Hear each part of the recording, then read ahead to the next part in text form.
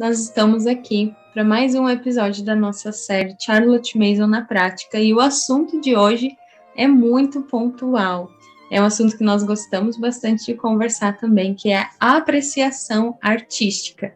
E essa apreciação artística é algo que faz parte também da atmosfera do nosso lar, mas hoje nós vamos falar como ela funciona nos anos formais, como nós já falamos nos episódios anteriores, a partir dos 6 anos das crianças, a partir do nível 1, como que ela é estudada e como que ela evolui, como que esses estudos vão progredindo e por que eles são importantes, por que eles fazem parte do currículo.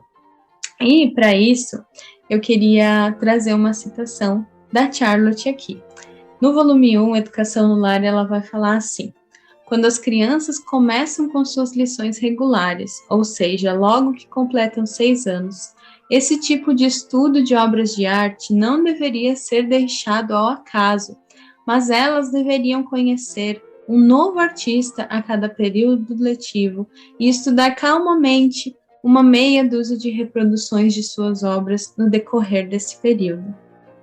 E a Charlotte, ela vai frisar essa importância de que não seja algo deixado ao acaso, né? E antes disso, ela também vai trazer para a gente que é lamentável que a única apreciação que as crianças tenham seja das ilustrações dos seus livros, sejam dos enfeites de Natal, mas que ela não tenha contato com essa beleza das obras de arte, com a beleza das pinturas. E aí ela traz essa pergunta para a gente: mas a criança, ela é capaz de apreciar uma obra de arte ou ela só vai conseguir ver as cores e talvez um sentimento? A Charlotte, ela vai falar que as mentes das crianças e de seus superiores, elas se acomodam ao que é colocado em seu caminho. Então, se as crianças têm no caminho delas apenas o que é vulgar, o sentimental na arte ou a feiura ao seu redor, é porque esse tipo de arte foi o que elas se habituaram. E é um assunto que nós precisamos conversar, porque na nossa geração, né, há uma realidade de culto à feiura gigantesca, tanto em música quanto em arte, né? Se tem uma deturpação muito grande, e aqui, já nesse comecinho, eu quero aconselhar vocês, se não assistiram ainda os documentários da Brasil Paralelo, A Primeira Arte, que vai falar especificamente sobre música, sobre a história da música e sobre essa depreciação musical que houve ao longo da história, escutem, coloquem na sua cultura materna e paterna. E também um outro documentário da Brasil Paralelo, que é mais recente, que é O Fim da Beleza, onde eles falam especificamente sobre a arte, sobre como que a arte moderna ela foi levando as coisas para um lugar de realmente culto à feiura, onde se perdeu a essência daquilo que é bom, belo e verdadeiro. Então, para você entender, se aprofundar mais nesses assuntos, assistam esses documentários, vão fazer assim uma explosão na sua mente e vai te ajudar a entender com mais clareza o porquê essas lições são tão importantes para o seu currículo. Não é apenas mais uma coisa no currículo, e também não é uma lição que você pode deixar de fora, né? O que a Charlotte fala aqui, que pode ser deixada ao acaso, mas é uma lição que nos ensina tanto e que agrega tanto na atmosfera do nosso lar. Então vamos lá, né, Mari? Nós vamos falar hoje sobre, então, o estudo de artistas, de pintores, e vamos falar sobre o estudo de compositores. Mas vamos começar, então, pelos compositores, você acha, Mari? Pode ser. Oi, pessoal. Vamos, então, falar desse assunto, sim, como a Janice falou, essa ótima introdução, né? A Charlotte decorre durante todos os seus livros, os 6 volumes que ela escreveu, sempre traz alguma coisa que pontua a importância dessas, eu vou chamá-las de disciplinas, porque elas fazem parte do banquete de ideias, e como a Janice falou, eu só queria ressaltar que nós precisamos ter essa intencionalidade de incluir essas disciplinas e não achar que elas são extras ou que elas não são tão importantes quanto a matemática, a língua portuguesa, a história. Não que essas lições não sejam importantes, a Charlotte viu elas como iguais, como necessárias e como do direito da criança ter acesso a todas essas lições, né? Então, assim, ela mesma já estava à sua frente, na sua época, quando ela propôs trazer essas lições de apreciação de artista, estudo do compositor, naquela época onde a educação, né, era diferenciada pela classe socioeconômica da criança. Então, uma criança com uma classe socioeconômica mais baixa não ia ter acesso a esse tipo de estudo. E ela acreditava que todas as crianças têm direito a receber essas ideias que vêm desses grandes artistas que contribuíram e ainda contribuem, né? Então, assim, começando pelo compositor e também pelo artista, algumas coisas para a gente ter em mente, né? E a gente só também quer acalmar vocês e dizer que não precisa ter um conhecimento artístico profundo. Eu, quando comecei, se eu fosse contar o que eu sabia de arte e música, meu conhecimento era muito limitado. Mas, como a gente já falou aqui, em algumas outras vezes, a gente não vai deixar as nossas limitações limitar o nosso trabalho de educar os nossos filhos, né? Então, pense assim, o que eu sei? Eu devo conhecer pelo menos um pintor e um compositor. Conhece? Começa com esses. Começa com aquilo que tu estás acostumada. Então, aqui a gente vai trazer a visão proposta pela Charlotte, usada e implementada nas escolas dela, nos homeschools que usavam e usam o currículo dela, mas também incentivando vocês a começar com aquilo que é familiar a vocês. Mas não dispensar essa lição como algo que não é importante, que isso é o que às vezes acaba acontecendo. Então, a Charlotte propõe um estudo sistemático de artistas e compositores, ou seja, a gente vai ter planejado, já pensado, um artista por trimestre, né? Aqui a gente fala em termos escolares, geralmente o ano escolar aqui, quando a gente se refere, são 3 trimestres. Então, a gente vai pensar num artista, um compositor e um pintor por trimestre. Geralmente são 6 obras apreciadas, né, pinturas e as composições, seja diversas formas daquele compositor. Então, a gente tem essas 6 obras já selecionadas, a gente vai falar mais em detalhe dos comos e porquês, ou se não der tempo de falar hoje, a gente vai falar em algum outro momento. E então, a gente começa por aí. Durante o desenvolvimento, né, dos níveis escolares, como a gente falou aqui, quem não sabe o que é esse nível escolar, a gente vai deixar o link para os recursos escolares lá no site da comunidade, mas a Charlotte agrupava as séries escolares por níveis.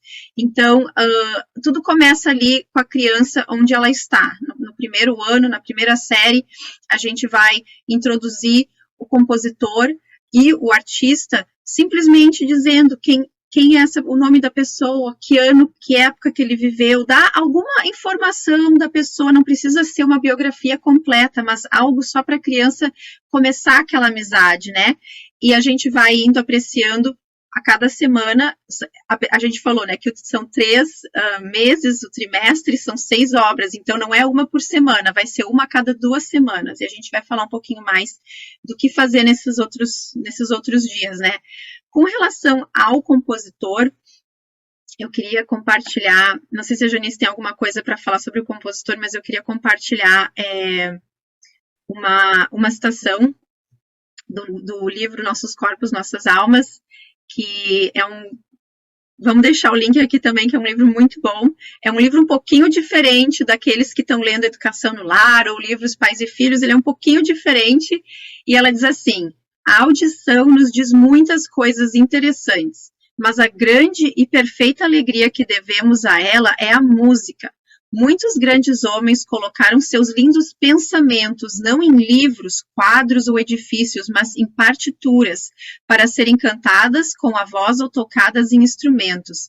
E tão completas são essas composições musicais das mentes de seus criadores, que as pessoas que gostam de música sempre podem dizer quem compôs a música que ouvem, mesmo que nunca tenham ouvido a obra antes. Ela continua falando, mas eu acho tão interessante que como a Janice falou, se a criança é acostumada desde o início a ser exposta a grandes composições musicais, músicas que trazem ideias belas, boas e verdadeiras, ela vai saber identificar um artista ou uma obra, né, sem nunca ter ouvido antes. E isso é muito interessante. Eu vivo essa experiência com os meus filhos, da gente estar escutando no rádio, né, a gente tem uma estação de música clássica, e volta e meia começa a tocar uma música e eles, é Beethoven, é Mozart, é Dvorak. Dvorak foi um dos primeiros compositores que nós estudamos, e como isso marca eles. E isso acontece porque nós fazemos esse estudo sistemático 10 minutos por semana, apreciando parte de uma composição, parte da sinfonia, muitas vezes só ficando quietinho e ouvindo a música, às vezes a gente até ouve com o olho fechado e deixando a nossa imaginação trabalhar, deixando a nossa imaginação receber essas ideias, essas notas musicais. Aí, mais para frente, conforme nós, né, educadores, vamos também estudando ao lado dos nossos filhos e aprendendo um pouquinho mais e pesquisando um pouquinho mais, a gente começa a trazer termos mais técnicos ou apresentar a história de tal composição. Né, como a gente sabe, tem muitas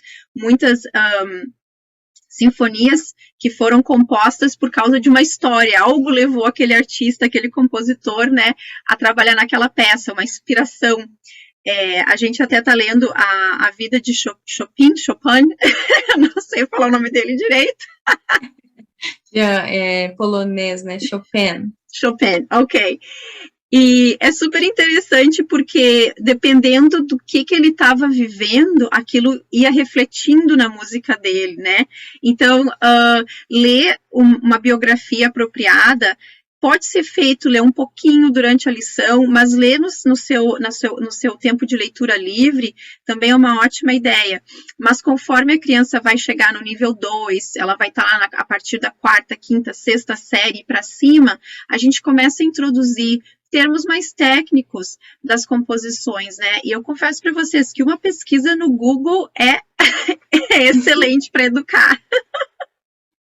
Um pai e uma mãe. Né, Mari? E pegando o gancho disso que você falou, também acontece aqui em casa. É incrível, né? Às vezes eu deixo uma playlist ali aleatória de música clássica, né? De música clássica no Spotify. E aí a Manu escuta dela, mamãe, esse aí parece Bach. Ela falou, esse aí parece que é Beethoven, né? Esse aí parece que é Vivaldi. Ela vem assim, pega no ar, daí eu vou ver, e quase sempre como eles acertam só de ter esse contato vivo. E, gente, não é nenhum bicho de 7 cabeças, né? Não é nenhum mistério. É simplesmente expor os ouvidos, expor os nossos ouvidos a essa beleza da música.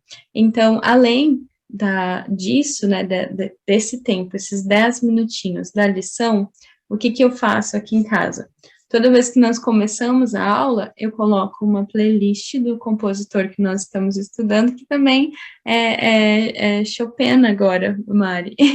A gente também está estudando ele. E eu coloco a playlist e deixo rodando. Então, a aula inteira, a música tá ali, tá baixinha, tá suave, mas ela tá a aula inteira. Aí, às vezes, se a Manu gosta, se interessa, ela, mamãe, qual que é o nome dessa? Daí ela vai lá ver o nome, já salva como favorita para a gente escutar depois na nossa apreciação e para a gente inserir ali nesse tempo de apreciação. Então eu deixo ao longo do dia e também deixo durante as outras lições a música como aquele pano de fundo, né? Mas deixo preferencialmente durante a lição do compositor que a gente está estudando naquele trimestre. Eu lembrei de uma coisa agora, conforme tu foi falando isso, né, dessa curiosidade, desse interesse, tem uma citação de um artigo da Parents Review que diz assim, Pois, embora nem toda criança possa ser um grande músico, e aqui o objetivo não é que nós tornamos eles, né, grandes artistas, se for o caminho deles, ótimo, né? A gente vai estar contribuindo, mas é por isso que a gente tem que ter essa percepção das disposições e dos talentos dos nossos filhos para cultivar, para ajudar a cultivar. Mas partindo do ponto, né, como ela diz, nem toda criança possa ser o grande artista, todos podem ser ensinados uma apreciação inteligente das belezas da música, e é uma vergonha perversa fechar as portas da música e, portanto, dos infinitos canais de deleite e inspiração no rosto de uma criança, porque dizemos que ela não tem ouvido, quando talvez seu ouvido nunca tenha sido treinado, ou porque ela nunca será capaz de tocar algum instrumento, né? Então, às vezes a gente pensa que estudar música é só para aqueles que vão seguir uma carreira musical, quando a gente está limitando os nossos filhos a terem contato com grandes obras que foram sussurradas, né, pelo próprio criador para esses artistas, eles reconhecendo ou não, né, essas ideias vieram de algum lugar. Exatamente, né, Mari? E todas essas dicas que você deu antes, às vezes conhecer um pouquinho da história. Nós temos algumas biografias também da Opal Wheeler sobre os compositores, você encontra algumas delas ainda na estante virtual, e eu deixo para leitura livre. Então, a Manu, ela vai lendo nas leituras livres essas biografias de vários compositores, e ela vai percebendo quem se conectou com quem foi professor de quem assistiu quem tocar. Eles vão fazendo todas essas conexões e inserindo no tempo histórico, né? Hoje mesmo a gente estava atualizando a nossa tabela dos séculos. Se você não sabe o que é isso, escuta o episódio de história que nós falamos sobre o que é, como ela é usada, e a gente estava inserindo ali o nosso compositor e outros compositores que ela estava lendo, que ela percebeu que eram da mesma época. Mas essa riqueza, ela é muito grande, ela agrega muito para a criança, né? E nós não podemos ser essa pedra de tropeço, esse empecilho de fechar as portas. Agora, o que eu escuto, Mário, de muitos pais é assim: eu nunca tive contato com música clássica, nunca gostei de música clássica. Eu já conheci pessoas assim que ficavam um pouco irritadas escutando música clássica, porque era assim, tão diferente do habitual das pessoas, né? Eu já fui ao contrário, eu lembro que eu pedalava, tinha um radinho com um fone, e aí eu botava no radinho, sintonizava na rádio de música clássica. Ninguém ouvia música clássica na minha casa, e eu botava música clássica e saía pedalando, escutando música clássica no rádio, porque eu sempre amei o som do violino, dessas cordas. Mas tem gente que tem essa questão com a música clássica, e aí muitas pessoas às vezes me perguntam: a apreciação da música precisa ser a música clássica em si, né? E eu quero falar para você que é importante, sim, que seja música clássica, né? É claro, por exemplo, nesse ano nós vamos estudar um pouco da Chiquinha Gonzaga. Não é música clássica, né? Ela vai dessa introdução ali ao choro, a uma música brasileira, que também você pode inserir, né, no seu dia a dia com a sua criança. Mas a música clássica, ela tem um poder e uma beleza que nenhuma outra música vai ter. Então, se você assistir esse documentário da Brasil Paralelo, a primeira arte, volta e comenta aqui no vídeo, na descrição ou no Anchor, onde você está escutando esse episódio, se não valeu a pena. E se você não entendeu a importância da música clássica, porque ela é essencial para a construção de quem nós somos, para essa construção da beleza, de entender realmente a história.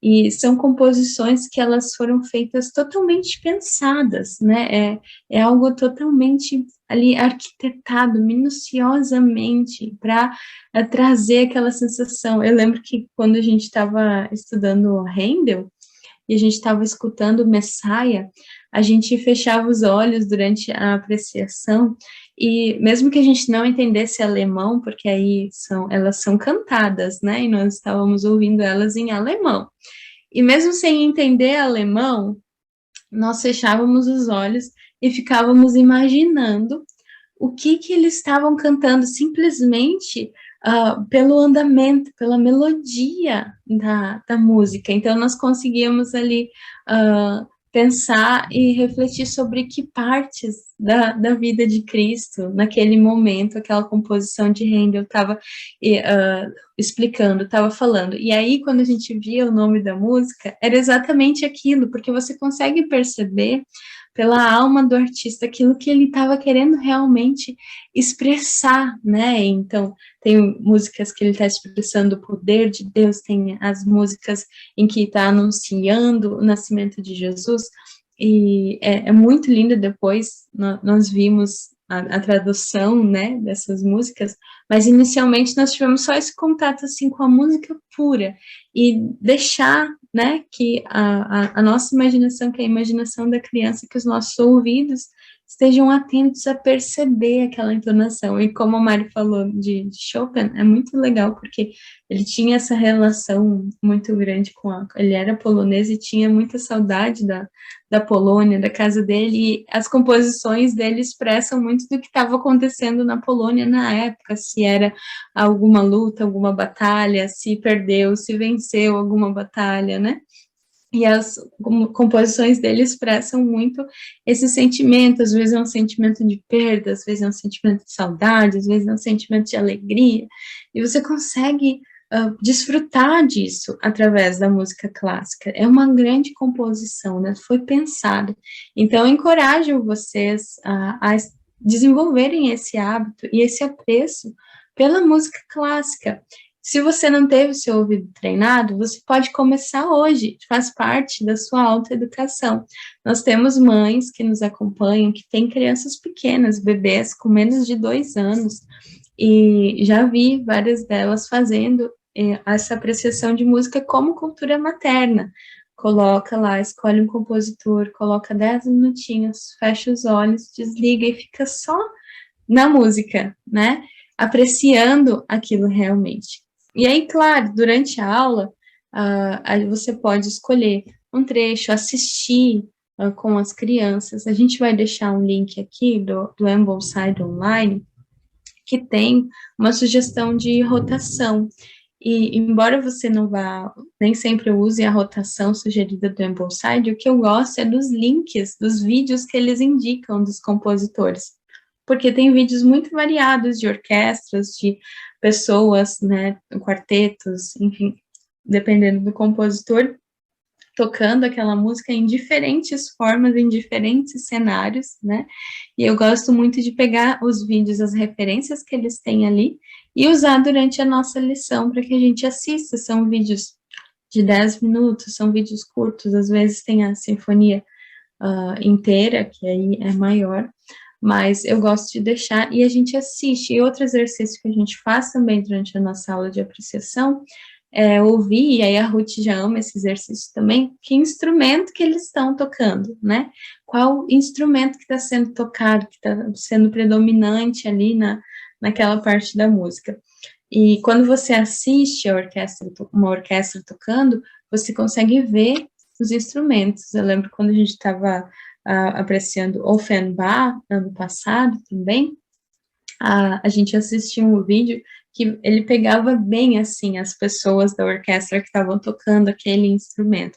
Então, a gente conseguia ver os instrumentos mais de perto, e aí a gente via que tinha uns instrumentos bem diferentes que a gente nunca tinha prestado atenção, né, em outras composições, por exemplo, o fragote, oboé, esses instrumentos mais diferentes, assim, de sopro. E aí elas ficaram, mamãe, que instrumento é esse? Que instrumento é esse? E tal. E aí, na escola de música da Manu, ela viu, né, uma foto grande que tem todos os instrumentos de orquestras. Ela chegou em casa, eu descobri, mamãe, aquele instrumento era um oboé. E aí elas já ficaram, né, falando. Aí toda vez que elas escutam agora alguma música clássica que tem aquele som, mas olha, essa tem um oboé, essa tem um fragote, elas vão criando essa percepção e esse ouvido treinado, né? Porque elas assistiram também e tiveram essa oportunidade de ver. Aqui onde nós moramos, não tem concertos assim, né? É mais interior. Isso é algo que eu sinto falta. poder levar, né, a sua criança. Se você mora em algum lugar, esteja atento a concertos, apresentações de orquestras, que você possa levar o seu filho para contemplar isso de perto também, né, Mari? Sim, não, eu até, enquanto estava falando, outra citação que me veio aqui, né, fala assim, com essa questão da tua filha, né, vocês fecharem os olhos e realmente imaginarem, né, tentarem ver o que o artista vê na mente de vocês, qual é as ideias que o artista está transmitindo através daquela música. E essa citação também do livro Nossos Corpos, Nossas Almas diz assim: grandes artistas, sejam poetas ou pintores, arquitetos ou músicos, têm o poder de expressar e mostrar para o resto de nós uma parte, de alguma forma, das maravilhosas visões que a imaginação lhes revelou. Mas a razão pela qual gostamos de suas obras, poemas ou contos é porque a imaginação faz o mesmo tipo de coisa para todos nós, ainda que em menor grau. Todos temos obras e poemas feitos para nós nas cortinas internas da nossa mente. Olha que lindo! Exalta aquilo que já está dentro de nós, né? Mas se a gente não usa, é que nem um músculo, né? O músculo atrofia, ele amolece, ele não vai ter uso nenhum se a gente não treinar, se a gente não colocar ele para trabalhar. Então, a gente já tem esse poder de imaginação. Nós temos um episódio, né, que eu e o Eric gravamos, falando da importância da imaginação na educação das crianças. Eu sou uma pessoa super imaginativa, então, para mim, assim, eu acho muito legal quando os meus filhos começam a falar. Outra coisa, então, que a gente podia tocar agora rapidinho é a questão da narração, né, porque nós falamos com frequência que todas as lições são narradas de alguma forma. No estudo do compositor, né, enquanto a gente está apreciando a música, a gente não precisa necessariamente pedir uma narração completa, detalhada para a criança. Eu acho que, como a Janice falou, muitas obras às vezes nos impactam. Eu sou uma pessoa que sou muito impactada com música clássica. Tem uma música que toca no playlist que eu tenho, que no início, assim, por muito tempo, eu chorava toda vez que eu ouvia ela me fazia chorar. Agora eu já consegui me compor, mas ela simplesmente me enche de algo que eu não tenho nem como colocar em palavras, e parece que daquilo transborda, e eu quero compartilhar, e eu chamo meus filhos: ai, filhos, olha que linda essa música. Eles: mãe, tu tá bem? Eu: sim, eu estou bem, mas olha que bonito que o compositor conseguiu expressar em notas musicais um sentimento tão lindo, uma coisa tão agradável. Então, assim, quando nós ouvimos uma composição, uma música, a gente não precisa fazer que as crianças falem logo em seguida. Deixa elas sentarem com aquela ideia, deixa, né, a imaginação delas, a impressão das ideias que elas estão recebendo tomar conta delas. E a minha experiência, e acredito que a da Janice também, de uma certa forma, é que a criança naturalmente quer compartilhar alguma coisa, seja algum instrumento que ela percebeu, algum som diferente, alguma mudança, né? Muitas vezes a gente percebe as mudanças, né? Os tempos da sinfonia, dependendo do tipo de música que vocês estão ouvindo, vai ter uma composição diferente. E eu até criei para mim mesma, por isso que eu falei que o Google é uma boa ferramenta. Quando nós estudamos Beethoven, eu criei um documento simples, colocando ali um pouco de informação mais técnica para eu desenvolver o meu vocabulário, e nós vamos compartilhar esse documento também. E para quem for estudar Beethoven já é um bom ponto de partida, né? Mas, e aí começa aos poucos incentivar, especialmente com uma criança pequena, né, de 6 anos que está começando, deixa vir dela, deixa ela ter essa oportunidade de expressar e dizer para ela, usar a imaginação dela. O que tu imaginou quando a gente ouviu essa parte? O que essa parte, o que tu pensou? O que tu acha que o artista está querendo dizer, né? E conforme a criança vai crescendo, lá pela 4ª, 5ª, 6ª série, no nível 2, nível 3 e em diante, a gente pode adicionar um pouco mais da história, não só do próprio compositor, mas das composições, como nós falamos, e a partir do nível 2, nós começamos a escolher com mais intencionalidade os compositores e os artistas também, os pintores que viveram no período histórico que nós estamos estudando, porque eles vão conversar muito com a gente. Né, Janice? Eles conversam demais. Sim, Mari, era exatamente isso que eu ia falar agora.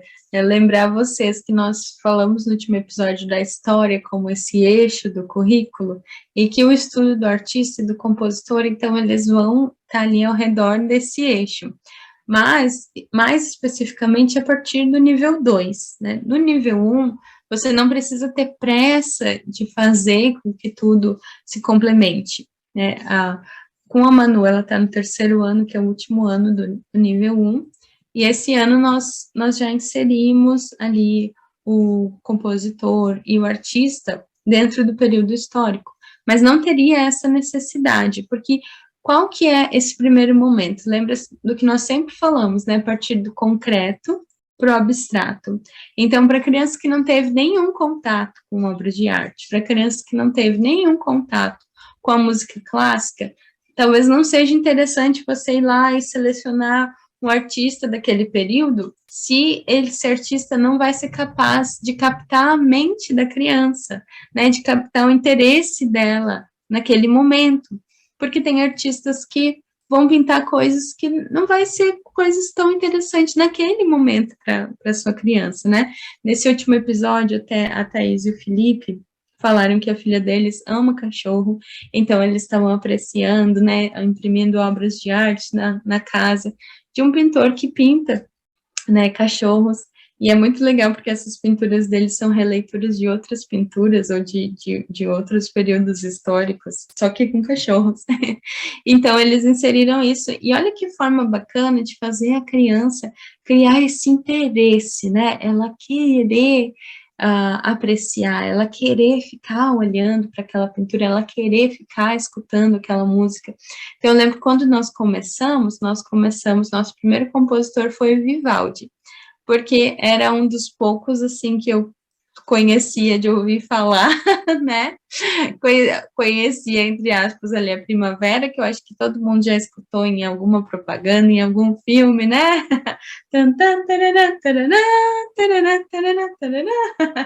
Então a gente começou por essa. E aí eu lembro que na nossa narração, que, né, eu nem ficava pensando na nossa narração, mas eu lembro que eu fechava os olhos com a Manu e a gente ficava imaginando aquela estação e descrevendo aquela estação com base na música, né? Então, ali nas partes mais baixas, a gente imaginava ali as flores, os brotos das flores nascendo, e aí nas partes mais altas, já tudo florido, os pássaros cantando, né? E aquela folia da primavera, aquela alegria da primavera. No inverno a gente ficava, né, refletindo assim naquela tristeza, naquela frieza, né, da estação.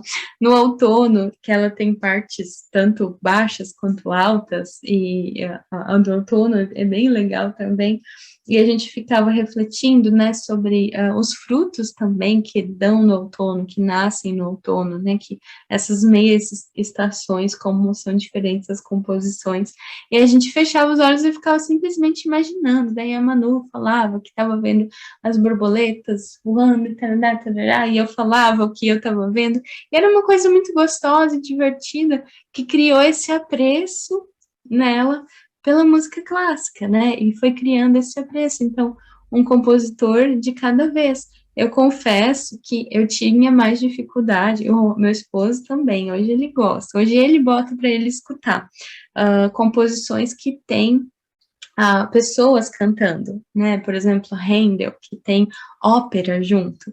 Então, eu tinha uma certa dificuldade em conseguir apreciar a ópera, né? Porque era algo que era muito estranho para mim. E meu esposo também, para ele a ópera era só assim, alguém gritando, sabe? Às vezes a gente, por não ter tido contato com isso, a gente tem esses bloqueios, né? Eu tenho uma e foi história. Algo que nós fomos acostumando os nossos ouvidos. Hoje a gente ama e gosta. Eu tenho uma história engraçada, porque meu marido é descendente de italiano, então ele cresceu ouvindo o pai dele cantando ópera enquanto trabalhava. O pai dele era sapateiro, então ópera. Engraçado, eu também tive contato com música clássica similar a Janice desde criança. Eu lembro que eu ganhei de presente da minha tia, numa das minhas tias, um CD de música clássica, e eu adorava colocar ele para estudar. Então, assim, a música clássica foi sempre uma constante na minha vida, mas não foi até depois de conhecer o meu marido, que também gosta, e nós somos uma família, eu falo nós somos uma família musical, mas eu sou a gerente do grupo, né, porque eu ainda tô engatinhando. O meu marido e as crianças já tem uma musicalidade mais desenvolvida, mas eu estou aprendendo, eu estou indo atrás. E enquanto a Janice estava compartilhando, eu também lembrei de outro aspecto importante que pode e deve fazer parte da lição do estudo do compositor, é pedir para a criança meio que cantarolar, eu não sei se é a palavra adequada, né, fazer daquilo que ela ouviu, e isso é muito interessante, porque a gente vai falar disso mais para frente, né? Mas no fim de cada trimestre escolar existem avaliações que são feitas. E quem está lendo o livro Pais e Filhos aqui, ó, num dos capítulos, a Charlotte tem uma opinião sobre essas avaliações, provas. Mas só para falar que uma das perguntas era justamente a criança cantarolar uma parte de uma composição que ela ouviu no termo, né? Então, olha que interessante. Também fazer isso, a gente faz aqui em casa, geralmente no fim de cada aula, todo mundo tenta cantarolar um pouquinho, umas são mais fáceis, outras são mais desafiadoras. E eles fazem também de forma espontânea isso, né, Mari? A Ruth, ela tem 4 anos, ela faz isso, às vezes ela tá brincando e ela começa ali a cantarolar uma música clássica, assim, né, fica cantarolando, brincando. Eles vão pegando, quando a gente insere isso na atmosfera do nosso lar, né, não só na lição, toda a família é beneficiada, e a gente vai crescendo, treinando esse ouvido, e elas amam ficar cantarolando, assim, de forma natural, até a ópera, a Manu, que tem eu falo para ela que ela tem uma goela, assim, né, que fala alto, grita, ela tem uma voz para ópera que ela consegue imitar direitinho, ela nem entende ali todo que esses dias ela pediu que ela queria aprender alemão, que ela queria aprender a cantar em alemão para conseguir cantar a ópera junto com as pessoas em alemão, porque ela fica lá e vai imitando o som e fazendo o timbre, e ela consegue alcançar certos timbres que eu não consigo alcançar com a voz, é muito engraçado, né? Mas, Mari, a gente precisa ir pro estudo do artista. É verdade, tinha mais uma coisa sobre o compositor pode falar, me veio. Pode falar para encerrar. Me veio na cabeça e agora eu falei, meu Deus, agora eu esqueci o que era do compositor. Mas, não, vamos passar, assim, pro estudo do artista, né? Mas, de uma forma geral, o estudo do compositor é isso, ele não vai ter grandes mudanças significativas de uma série escolar para outra. O importante é ter essa constância e ajudar a criança a ter esse ouvido treinado. Ela vai ter conversas inteligentes a respeito da música por ter recebido oportunidades de apreciar esse tipo de música, né? Um parênteses aí, Mari, é que a Charlotte, ela sempre sugeria, né, além da lição de estudo de compositor, que tivesse uma aula de canto no currículo, que nós não vamos ter tempo de falar hoje, mas futuramente a gente fala mais sobre isso, mas ela indicava que tivessem aulas de canto e também que a criança fizesse aulas de música, então que a criança fizesse aulas de algum instrumento musical, porque tudo isso vai agregar para essa apreciação, para esse treino do ouvido, né, para esse ouvido e olhar atento da criança. Então, eu estudo tanto da aula de canto quanto da aula de algum instrumento, agrega muito nessas aulas, nessas lições também. E vai treinando o ouvido da criança, preparando a criança, né? E é muito legal porque nas aulas de canto a gente ficava fazendo ali um aquecimento de subir e descer a escada, né? Nos timbres, ia de dó a dó e depois descia de dó a dó e fazia outras várias variações ali. E aí, depois, quando ela ouvia alguma música, ela conseguia pegar, olha, mamãe, ele fez Sol Fá Mi, sabe? Um ouvido assim que eu não tenho. Eu atesto. São capazes de ter. Eles têm, meus filhos têm, a gente tem. Eu até posso colocar, eu acho que a Janice que me passou esse link de uma moça que ensina canto no YouTube, mas esse treinamento, e os meninos faziam os exercícios e pegavam, e eu falei, como eu tenho um ouvido destreinado, e é treino. Tem uma outra mãe americana, ela tem um canal no YouTube chamado Children of the Open Air, que também ensina canto, e ela segue o método Charlotte Mason, e ela fala, se não me engano, até mais ou menos os 8 anos de idade, é uma oportunidade para a criança treinar o ouvido, eu não lembro exatamente o que acontece depois, que fica mais difícil, eu lembro que ela fala sobre isso num vídeo, né? Então é importante a gente dar essa oportunidade de não negar esse prato do banquete dos nossos filhos, que é de direito deles, né?